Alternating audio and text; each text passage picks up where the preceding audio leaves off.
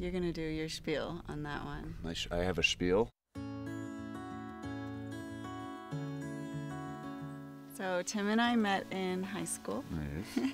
And we even went to prom together. We did.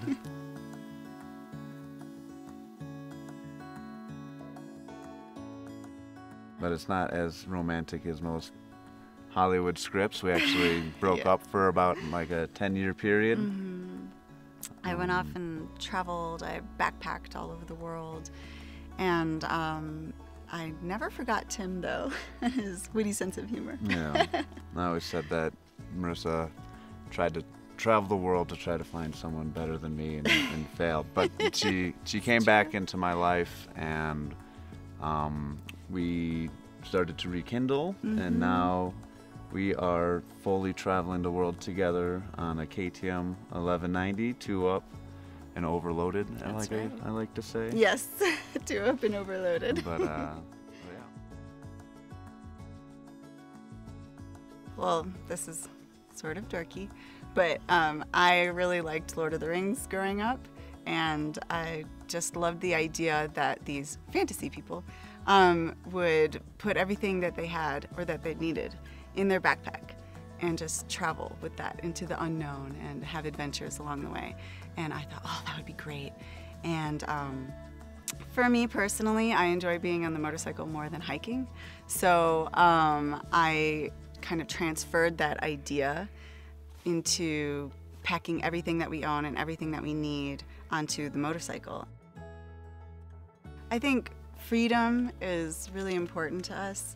When we were working our 9-to-5 jobs, you know, we started to feel a little bit trapped, and being on the motorcycle is just that sense of freedom for us. We can see the horizon all around.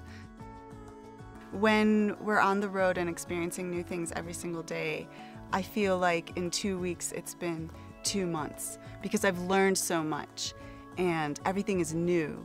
And when we're just working all the time, everything is the same every single day. And so I want to experience more in my life and make it fuller.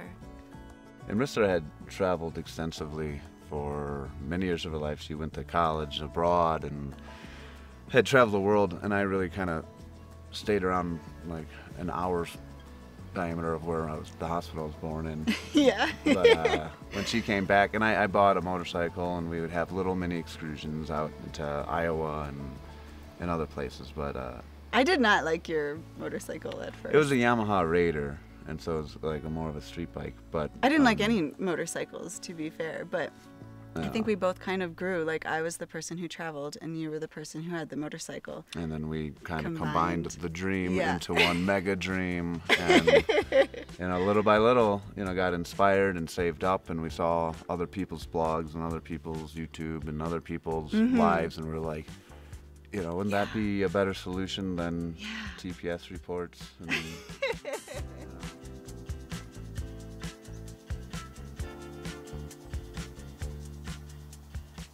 just sometimes you get to these spots and it's just real easy to set up camp. You have this gorgeous view, and you know, absorb the scenery. Yeah. And you would hate to leave, you know, a styrofoam noodle cup there, because that's going to ruin it for the next guy. You know, I mean, it's just I would never leave anything behind. It's just I want to leave it as pristine or just as beautiful as the last person left it for us.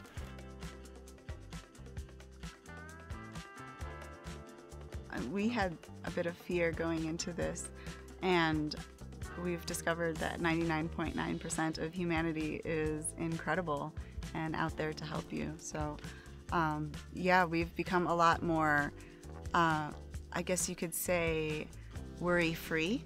We can be in the middle of nowhere and somebody will, you know, just show up and help us. I've never seen them before. They'll save the day within a span of 10 minutes, and then they'll disappear back from wherever they came from, and I'll never see them again.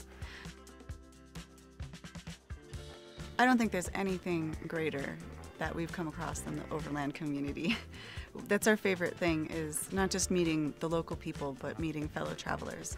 We get to share stories and help each other out, and they've become lifelong friends and have changed our lives as well.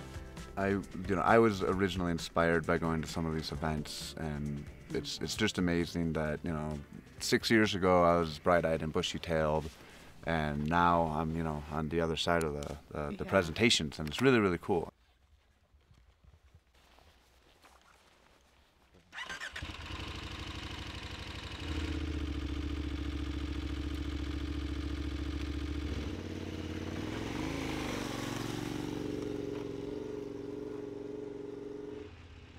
The people that we've met on the road, you know, let them be fellow travelers, let them be local people that have saved the day, or, you know, like we've laughed with like the Himba tribe, you know, and we've woken up with Maasai people. We've met great companions from riding on motorcycles as well.